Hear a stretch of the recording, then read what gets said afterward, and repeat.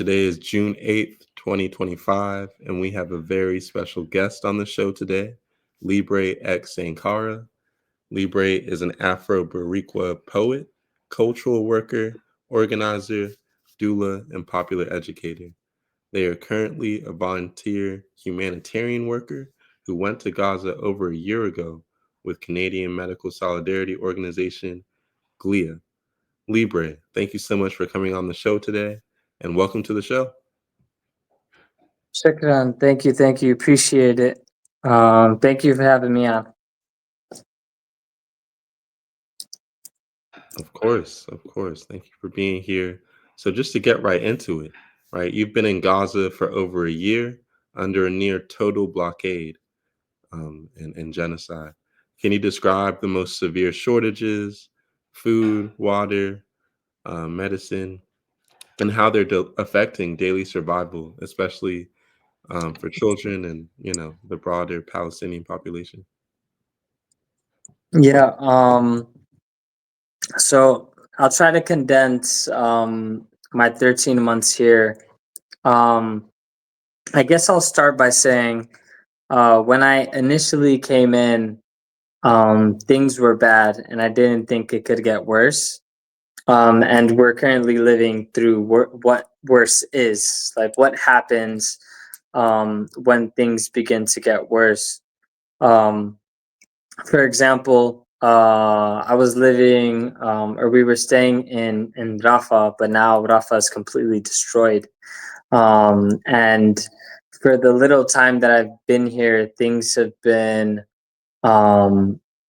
there's been not only significant amount of mass casualties, massacres, but intentional destruction of public infrastructure to ensure that people don't have any semblance of dignity, of human life, um, of what was Gaza before the genocide. Um, in terms of the reality that has been created, um, Gaza has been under a total blockade. That means in the air, on the ground, and in the water, in the sea. And that was kind of taken to an extreme level as of March 2nd, when the Israelis announced a complete blockade of everything coming into Gaza. That includes medicine, food, water, limited amount of electricity, fuel. So all of these things were blocked from coming in, or access was blocked, and this created scarcity in an already bad situation. And it's one of the many reasons why we have to call this what it is, which is a genocide, right? An attempt to erase and disappear the indigenous population of Palestine for the sake of Zionism, which was born out of capitalism and imperialism. And we can look to the words of Kwame Ture, right, who properly defines Zionism and the fact that all Pan-Africanists should be anti-Zionists, right? And that does not mean that they're anti-Jewish, because we know that Zionism is a bastardization of Judaism to try to justify through superiority the taking over, the illegal occupying and taking over of a land using white supremacist ideology. So we had to be very careful and take time to understand what it is we're fighting, especially now as we see anti-Zionism being attacked in the context of Turtle Island, in the same ways that Black Lives Matter was attacked. And so we have to be really intentional and have a really good analysis to understand on a global geopolitical standpoint what we allow to happen here becomes what we allow to be the norm moving forward.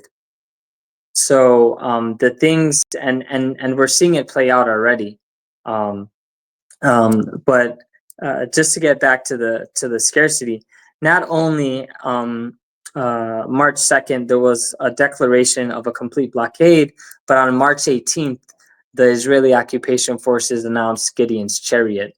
Gideon's Chariot is a reference to a biblical text in which they massacre 120,000 people, and that since March 18th, quite literally, this has been the intention of the Zionists, of the Israelis, to massacre people without any remorse. Not that they've ever had remorse. There's no moral foundation in Zionism in the same way that there's no moral foundation in the United States. And so we can't appeal to the morale. But what we can say, looking at the numbers, is that up till now, about 10% of the Gazan population has been massacred, intentionally killed by the Zionist forces since the beginning of this genocide. What we do know is that despite what people might say, this did not start on October 7th, right? This has been, the Zionist project has been in effect since the 19th century. And this is also not the first genocide that has happened in Gaza. And so there's a lot of attempts at misinformation. The malnutrition rates have increased exponentially, and over 70% of the population is food insecure, and on par to become malnourished due to lack of food, because over 86 days without a single drop of aid coming in, and despite what the media outlets are trying to say now, the aid that is coming in is being intentionally looted with the help of the Israelis, and making the only aid that is semi-accessible in the hands of U.S. Special Force mercenaries under the Gaza Health Foundation, which was founded by the Israelis with the U.S. government, and they have committed massacres at these aid sites, and they're not even really aid distribution sites.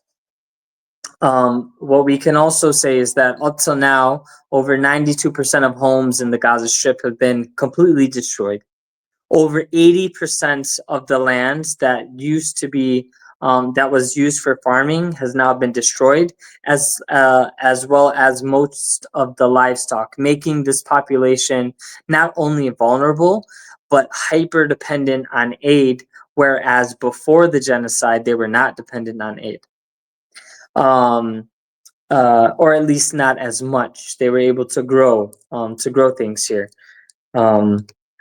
And the reality is that 82% of the Gaza Strip is in red zones or evacuation orders, meaning only 18% of the Gaza Strip, which is not a large chunk of land, only 18% is the places that we can be and operate, and that we're supposed to be quote unquote safer, though we know that there's no safe place in the Gaza Strip. It does not exist.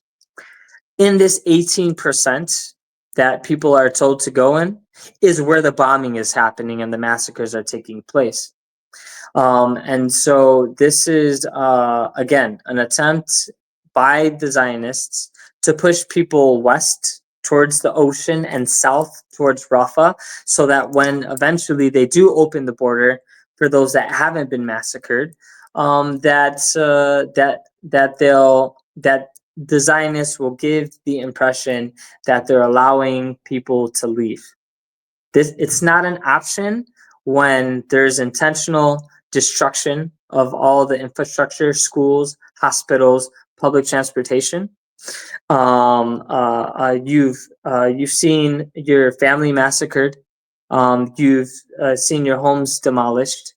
Um, to say that someone has an option to leave versus staying here and potentially face another massacre, or not have access to clean water, or try to rebuild what once was, is not really an option. And this is precisely what the Zionists are trying to do. They're trying to make the easiest option, quote unquote option, is for people to leave so that they can come and build a resort with Trump, who is already, despite what he says on social media, is still sending military supplies and aid to the Israelis to continue this genocide.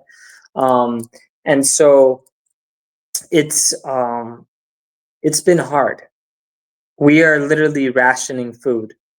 The media is saying that, oh, aid is coming in, but when we look at the numbers, right, the Israelis last week said 597 trucks entered the Gaza Strip. They entered, and then 310 of them stayed on the military side of the Gaza border. So they did enter, they just didn't go to people. Just over 200 trucks actually went to people, and some of them were looted by the gangs that the Israelis are protecting to loot, so that they can say that a resistance group was taking this. But in reality, it's actually a gang that works with the Israelis to take the aid, to give the impression that there's not safe ways to deliver aid. We were distributing aid before GHF. If the borders open, we have all the mechanisms in place to properly deliver aid to all 2 million of the Gazan population.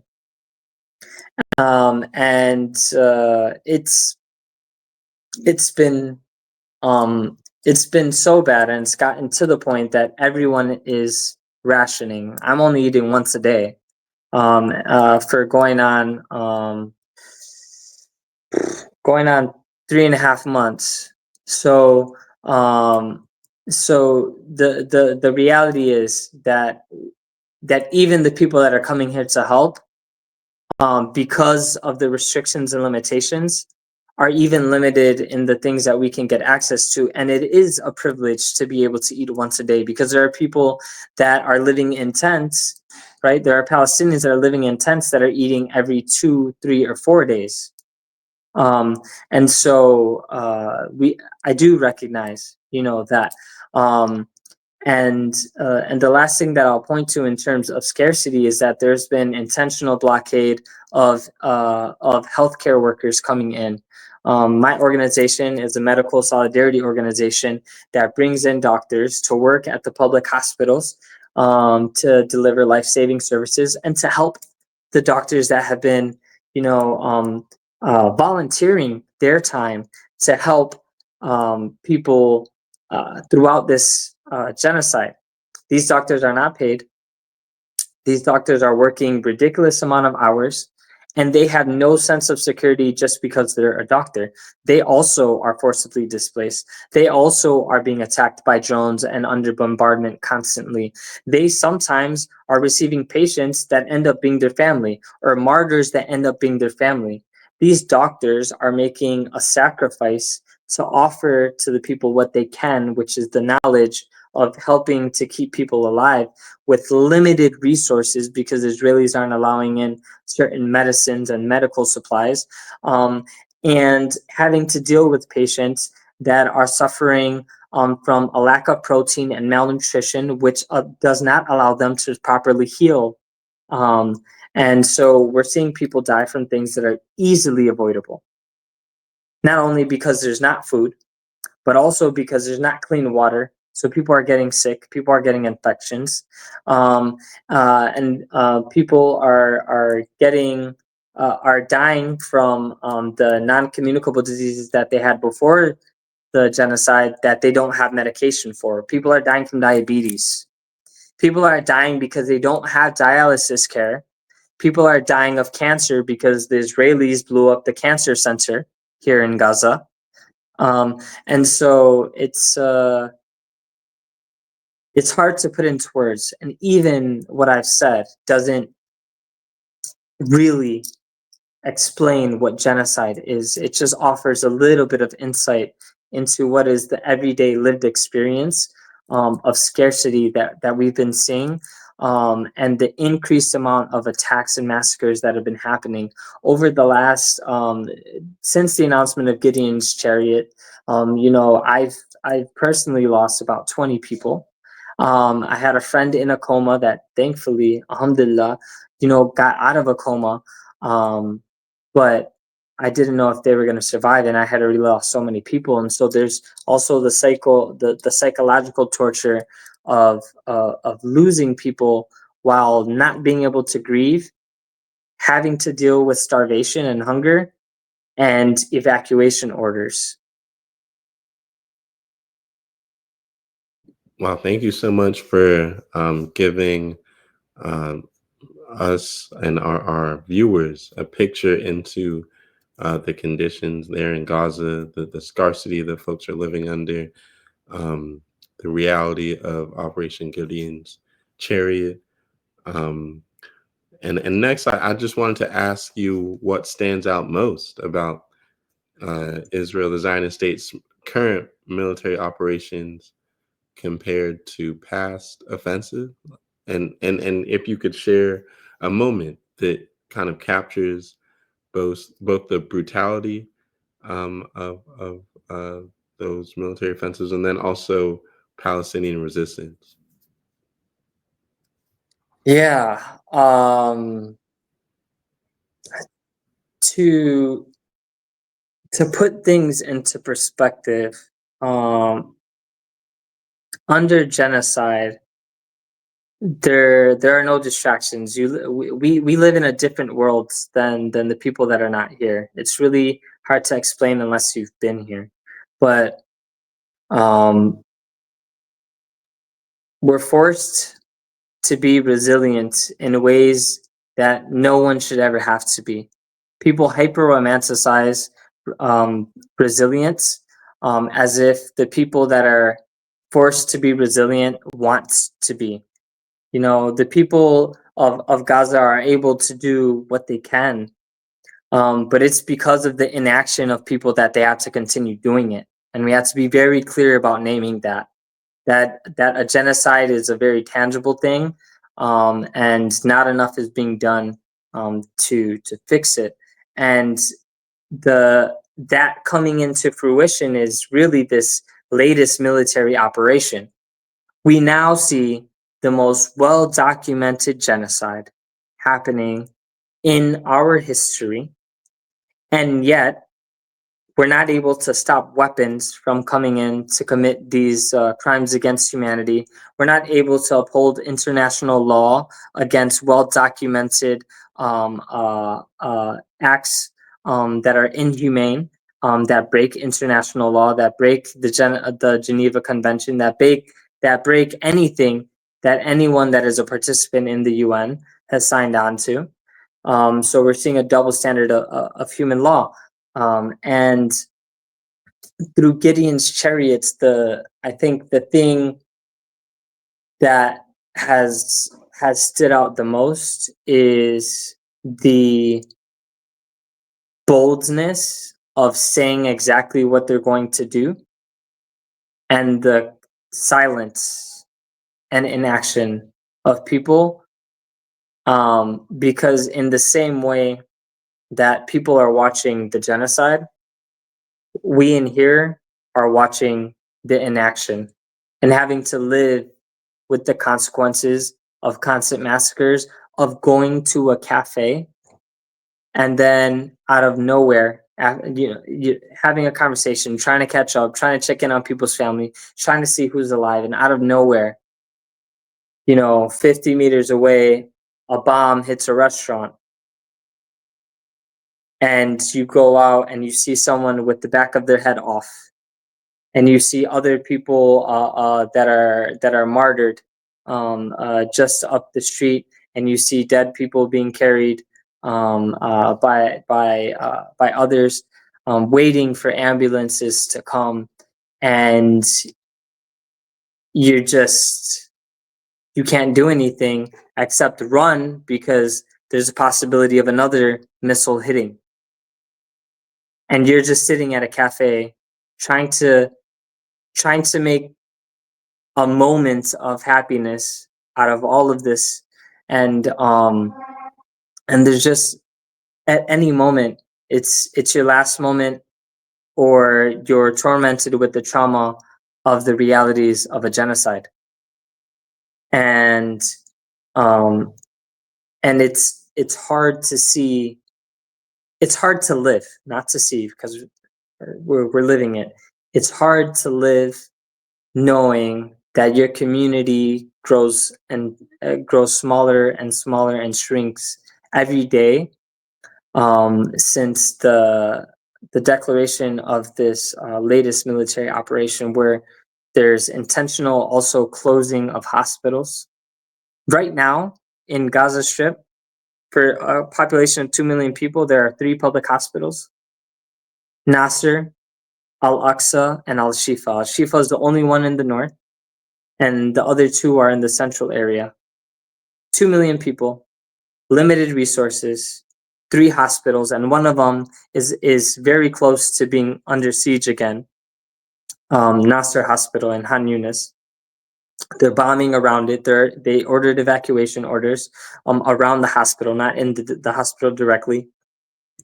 So Gideon's chariot is fulfilling, this massacre, an attempt at cultural erasure, and the erasure of the Palestinian people in such an effective way that even hunger, which is not supposed to be used as a mechanism of war during war, is being used against a civil population of 2 million people. So aid is intentionally being blocked. Hospitals, which are protected under international law, are being blown up. And massacres are happening in schools and in tents of people that have been displaced, sometimes 15 times, that don't have access to water, that don't have access to food. So you're either dying hungry or you're dying of hunger. And to put this into a really quick summary, I went to Al-Aqsa last week, when we were taking some of our folks over, and in the span of 5 minutes, I saw a shaheed, a martyr. Went to check in on someone that had to go to the hospital due to lack of food and the heat being too much. They fainted, had a concussion, and hurt the back of their head. And then right before I left, I saw a child being wheelchaired in that didn't have enough strength to walk. A 9-year-old that was so skinny that I can see the outline of the skeleton of his body, and he literally didn't have enough energy to walk, so he was being pushed in a wheelchair. In 5 minutes, this is what I saw. And that is the reality times 2 million people. And what was the last portion of the question? I believe you covered it. You shared that moment that captures both the brutality of, this Gideon's chariot, the current military operation, and, you spoke to Palestinian resilience and that idea. So yeah, I think you covered the question. Thank you for that. That was, very helpful and poignant. But I was wondering, as a Boricua activist, right? How do you connect Puerto Rico's struggle against U.S. colonialism to Palestine? And what responsibility does the U.S. bear for Gaza's devastation? As a Boricua, it only makes sense that I'm here. If you're asking me, if we understand the historical context and the current context, the U.S., a settler colonial project, we have to name it what it is, right? The U.S. is also a settler colonial project. It's just been around a little bit longer than the settler colonial project of Israel. It's founded on genocide, slavery, rape, land theft, negation of an indigenous population, erasure of their existence, and forcing them into concentration camps, which we uh, and so as a Boricua, in July 25th, 1898, the U.S. invaded our country, said they were there to help, and have now left and continue land theft, continue to make it economically difficult for us to stay there, but still pay taxes. We can't vote for a president. And so in many ways, what has happened to our country has been a blueprint for colonialism for quite some time. It's a mix of old-fashioned colonialism and neo-colonialism. We're this guinea pig for imperialism because we've been people call us the world's oldest colony, but I say I'm kind of reframing that and saying we're the world's oldest rebels because they still haven't gotten us out of our land entirely, and we're still resisting. So we have a shared history of resistance. Vieques, one of our smaller islands, because Borinquen is a series of islands, 2/3 of it was taken by the U.S. Navy in 1941, used for testing of chemical weapons, and used for testing of firearms and military equipment, military exercises. Not surprisingly, the outcome of this, these chemicals for chemical warfare and these explosives were used in Palestine, specifically in all of Palestine, but also in Gaza. And this kind of framework of land theft and claiming that you're going to do something better, right? The Boricuas know this. If we know our history, which we have to teach ourselves because it's not taught in school, we know that what is happening in Palestine is directly tied to what is happening with our countries. And although materially we see these things different, like happen differently, right? We understand that they stem from the same root cause, which is imperialism. So we have the same enemy. The way that they're taking our land and the way that they genocided our people has been different in different times. But I very much feel like as a Boricua, that I am being here in this genocide gives this awkward, similar feeling to what it would have been to be a Boricua in the past when these two different colonial periods were happening. You know, being around your people, being targeted for resisting, even though it's your right. And so our struggles are intertwined because if we work together, one liberates the other. No country frees itself. And every Pan-Africanist leader and every Boricua revolutionary was very intentional about their stance in solidarity with the Palestinian people, understanding that that it is part of the larger internationalist project to fight for the liberation against the Western powers. So there's so many ways, and two of the more recent ways that our countries are tied together. One is Project Essentia, which is a resort project that is ran by the Rubin brothers, which are two Zionists that are trying to take 300 acres of land, steal 300 acres of federally protected land in our country to build a resort, their own private airport, their own schools, in a gated community in our country that we won't have access to.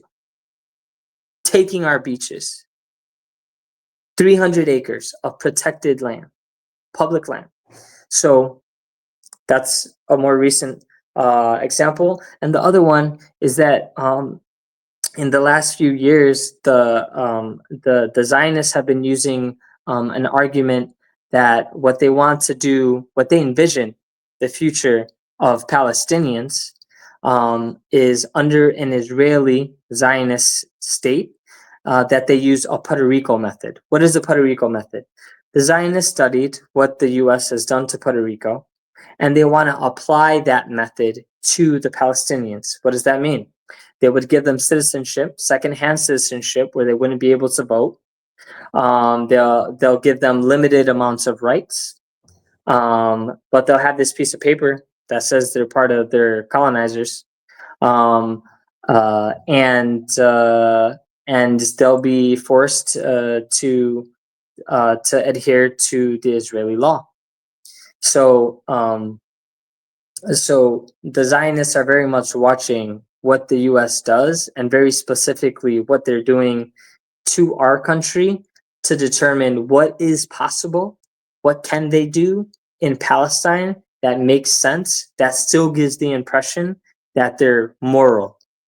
And the reality is that we're not dealing with moral beings, which is why we can't use nonviolence, and which is why, we must understand that under international law, that Palestinians have a right to protecting their land by any means necessary. So please look at international law to understand that. And yeah, we have more people outside of our countries than inside, both of us. And we both deserve to go back home, and the right to return to our homes with dignity, without it being owned or ran by our colonizers, so that we can live in dignity. And if we choose to live outside, that it doesn't bar us from being able to go back, which for different reasons is the case for both. For us, it's economic, and for the Palestinians, it's a very physical military checkpoints and not being allowed to go back in. Thank you so much for that very rich answer on how intertwined the struggles for Boricua national liberation and that of the Palestinian people. I wanted to move on to ask, as far as beyond aid, what can global movements do to effectively challenge the blockade and arms shipments to Israel? Do you have any thoughts on that question? Yeah, I mean, there's a few things. I'll end with some examples, some recent examples, based on some campaigns. So what I can say is genocide is tangible, right? We are at a hospital and it gets bombed. That's a tangible thing. These bombs are coming from somewhere. How do we stop them? Right? And if people, people can look at Breakthrough News, released something a year ago where they, released a map of all these companies that were complicit with the genocide, like Elbit Systems and Lockheed Martin, and their locations inside Turtle Island. So there's a map of places that people can go and ensure that arms are not being sent to, like, this genocide. We need an arms embargo. And that is a tangible way. Palestine Action has been doing some of these things, and they have shut down Elbit. Some in the U.S., in the U.K., and whatnot. So that's one option. There's also BDS, and it's a little bit longer and it's a little bit slower because not enough people are doing it. But as it begins to gain traction, which it is, we see billions of dollars and millions of dollars being lost. The settler colonial project of Israel is their economy is horrible, and it's not talked about enough, but it is directly tied to them committing this genocide and it not being economically feasible. which is why they're dependent on their diplomatic relations and unwavering support of the US, the UK, France, and Canada. Some of these places have said, now they're against genocide, but they're still sending arms. They haven't broken diplomatic ties, so there's nothing tangible to back up what it is they're saying. And we need action. I don't need your words. I need things to be done. And so BDS is very effective, and South African apartheid ended because of BDS, right? It was economically unfeasible for the Dutch to continue their apartheid project in South Africa, not because they started to humanize South Africans and the native and indigenous population, but because it was they were economically unable to continue this project. We have to do the same thing to the settler colonial project of Israel. And for examples, just this week, French dock workers were able and refused to load shipping containers with weapons that were supposed to go to Israel. And this is not the first time they've done it. So they're organizing. And we, I'm Boricua, part of the Caribbean. Us Caribbean folk came together because BDS released information that there was a ship with the flag of Antigua and Barbuda, HC Opal, that had 23 shipping containers of raw material, and they were heading towards Israel with this, which breaks international law according to the ICJ court ruling on January 26th. And Antigua and Barbuda says that they don't want to be complicit with the genocide in respect of the ICJ court hearing, and to not get involved in the conflict, which the conflict is a genocide. So Antigua and Barbuda has taken the stance, at least verbally, that they're against genocide. Unfortunately, when we did that, the Antigua and Barbuda issued a 24-hour notice. This ship then turned off their radar, went incognito for 6 days. In those 6 days, they broke international law because Antigua and Barbuda said that they take their flag. They can't use their flag if they didn't respond in that 24 hours, and they didn't respond in that 24 hours. They went incognito.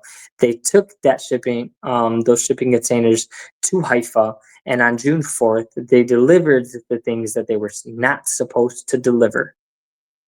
And now we're looking for the Antigua and Barbuda government and ADOMS, the maritime system infrastructure, to hold them accountable to international law and enforce what it is they say they stand for. As Caribbean people, we have to do this so that CARICOM can follow, and we can start to break diplomatic ties based on not supporting genocide. And so, sometimes the things work and sometimes they don't work, but we have to always call attention to it so that it is on paper and we can put pressure. So we're putting pressure on Antigua and Barbuda to follow through. And there are 4 countries that are complicit. Not surprisingly, the company that is in charge of this is a German company.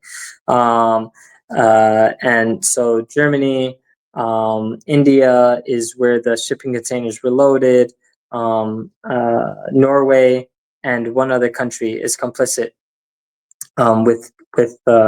with that. So we're looking for accountability. The important thing is we're not staying silent. And this is also to say that for all of y'all that are like, I'm tired, I'm literally surviving a genocide and still making time to stop things from coming in, even though I think the majority of that labor should fall on people that are outside. that aren't being constantly bombarded, that don't have to potentially forcibly evacuate, that aren't dealing with a lack of food. And so, we need to do more collectively, because this is the internationalist pillar, right, of solidarity. Solidarity is actions, it's not words. You can say all eyes on Gaza, you can say all eyes on Rafah, but watching something happen doesn't stop it. Yes, your eyes are on us, and you're watching us die, and you're watching a genocide happen.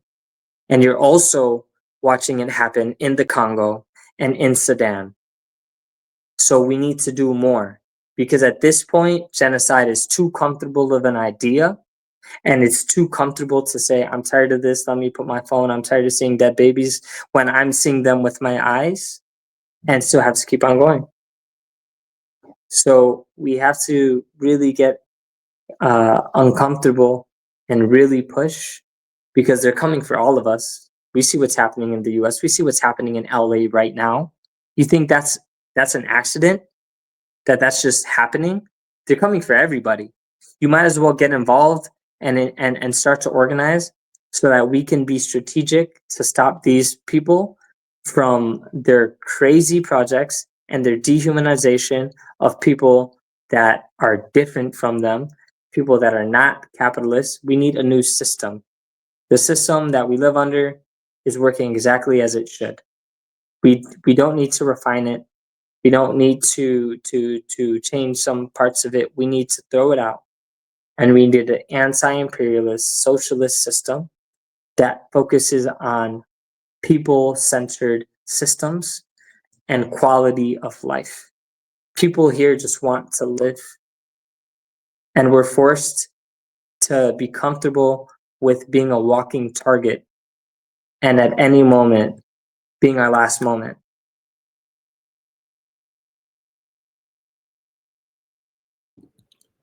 Thank you so much for that, Libre. It's really heartening to hear those examples of resistance, of fighting back against the genocide in Gaza, and just really appreciate your exhortation for collective struggle, collective strategies. So I have one more question. Amid so much death, have you encountered stories or actions that give you hope for Palestinian liberation?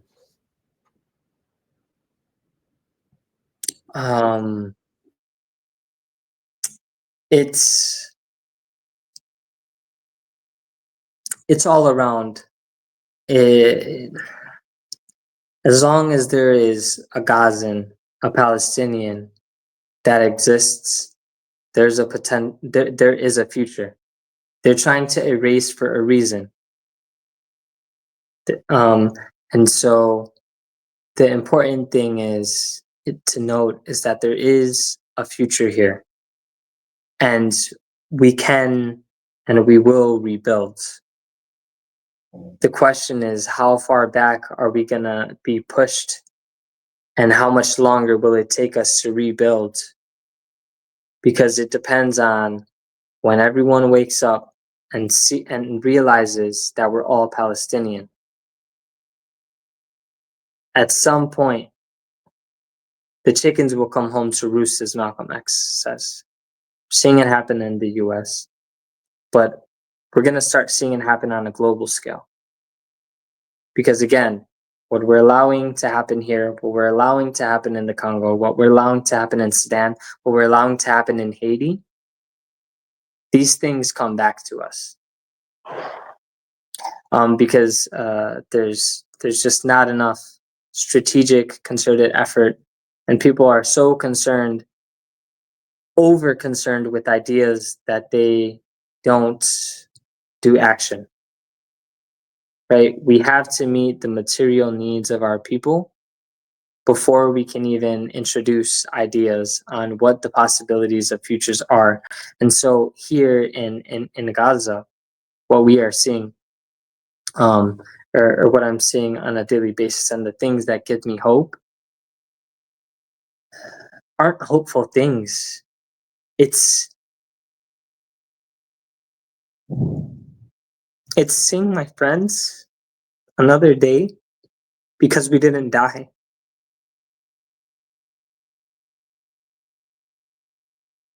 Because it's happened already. When we say see you later, and now see you later is in a next lifetime.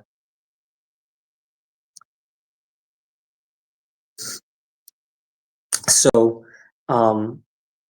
the hope is really the fact that even in a genocide, not only have we maintained our humanity, but we continue to build community and look out for each other.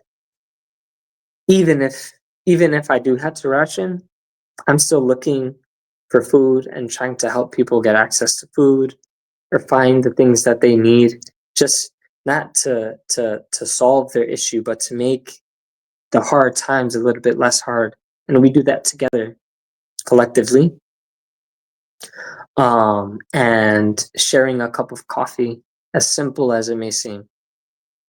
And then just for a moment, forgetting about the bombing and the drones and the people that we've lost, and what they've lost, because we should be centering the Gazans that I came into this 7 months into the genocide, and I've stayed here since. People are living this and have lost far more than me, and when your past is what you hope for in the future, that's I think that's the crux of the problem, that the US and other Western powers have made our ideas of a better future our yesterdays. When we had a home, when our countries weren't destabilized, when we were actually moving forward. And it will take decades realistically to get there, because the trauma of living through a genocide, people possibly coming back or not coming back for valid reasons, having to rebuild the public school infrastructure because all the universities have been intentionally destroyed. Schools are not viewed as schools because now they are places where you may have seen your family massacred, where you have been bombed, where you've had to live, where you've had to evacuate. So you have to change the idea, right? And using popular education. Hospitals are not safe places, right? And so there is a future, and it will, and Gaza and all of Palestine will be one again, a Palestinian state. It will happen. It's gonna take a while, but we need that international solidarity. And for anybody that claims to be a revolutionary and an internationalist, like, we really need folks to organize and understand what is at stake, because you are at stake. You're watching us and feeling bad for us. The reality is, because we've already lived it, it's going to be really bad and sad for people that are disillusioned and think that this is somehow does not affect them. Here we just have to be comfortable with the idea of death, so we've already accepted it. And it's not that we want to die. Nobody here wants to die. As a matter of fact, things are so well organized despite the lack of resources, because people crave life and living and wanting things to have an ounce of semblance, even in genocide. Palestinians and Gazans love to live. They're poets. They play the oud. They'll sing to you. They'll recite beautiful Arabic poetry. They'll cook you maglube or warak anab. They will give you the best falafel, some kanafe, and some mint tea or some Arabic coffee. right? These people are selfless, and we need to really do our labor to do that. And everyone has a role. My role is to be here physically, to help people as much as I can. And if anyone is, like I said, we're medical solidarity org. So if anyone is a doctor or healthcare professional, feel free to, sacrifice some of your time and come here and serve the people. And there are amazing projects where water distributions are still happening, even though they're hard. Food is still being given out, even though there's limited amounts of it, because we want to take care of people, and that's what community does. Wow, what a beautiful answer. There will be a future. We just need to, make it happen. Honestly, those are all the questions I had for you today, Libre. But is there anything you wanted to add or discuss before we close? I just want to remind folks, of a few things. We're thankfully, I was in a position to be here and continue to serve the people in a very physical way. We have to stop looking to the West for answers. I think this is a big mistake. I think people are trying to salvage something that has not worked for our ancestors or our ancestors' ancestors, so it won't work for us. We have to stop being disillusioned. I think, in fact, we look at the alliance of Sahelian states, Burkina Faso, Mali, and Niger, as possible ways forward, not only for Pan-Africanism, but for literal anti-imperialist struggle towards liberation and sovereignty. And when I see these things bring me hope and the possibility of seeing what is possible when we work together strategically to get rid of a common enemy. And, if everyone was Yemen, maybe Palestine would never have been taken over in the first place. And as a Boricua, I'll play my role, and we have our independent struggle, and we're working towards it. But being here helps with that, and we have to be really clear. Again, no nation liberates itself. It's only under internationalism, when you are aligned with other places that recognize your sovereignty, that we're able to get true liberation and maintain it. Not the idea of being free and still being owned by the colonizers through different ways, but actual liberation. So let's do better. Let's stop making excuses, because we're tired here too. We just can't rest. It's not an option.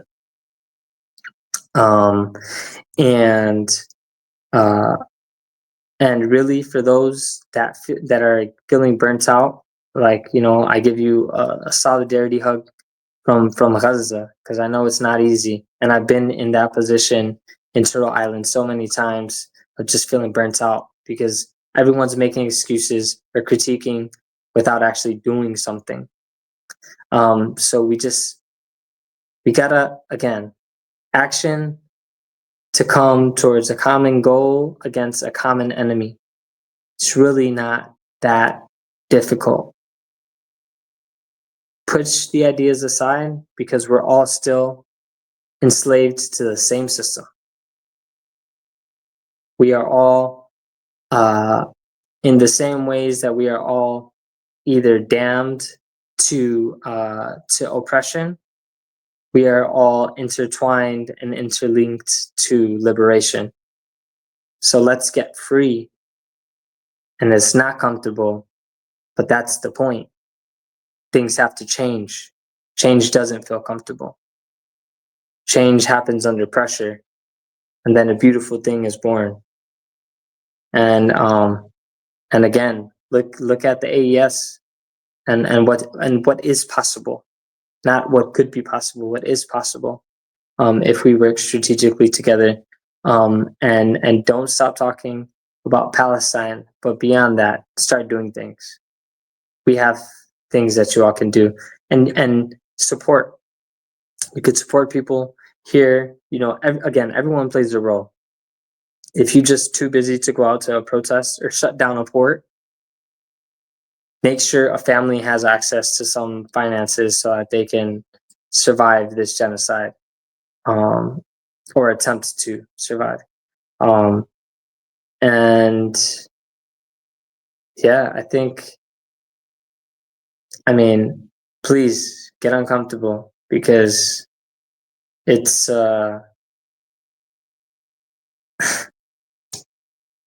we're all just waiting to die in here, unfortunately, and we're trying to save lives in the process of doing that. And yeah, check out GLIA. I mean, we do really amazing work supporting the people as much as we can. So let's get out, let's do something, and let's feel free to make mistakes in the process. It's not about doing things perfectly. We just have to do things and figure out what works and what doesn't work, and it gets us closer to where we need to be.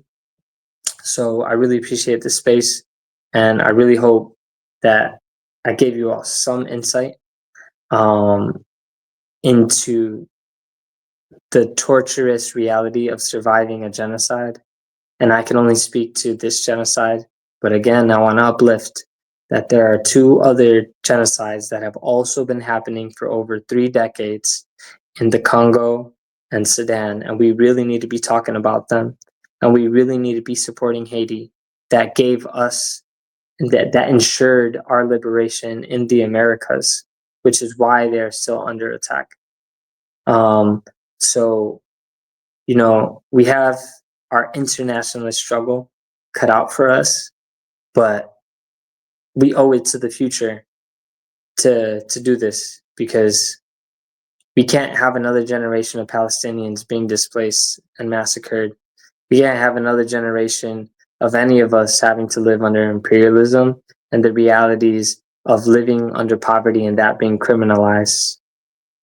We can't live in a reality where indigenous people that have knowledge on how to protect the land are not only taken away from the land, but disappeared. So let's archive, let's document, let's make sure we're not forgotten. Because even if at any moment, and I really hope it doesn't happen, inshallah, that any of us here in Gaza are martyred, our memories and our ideas should be able to live on and combat the narrative that the Zionists will try to say about us or our people.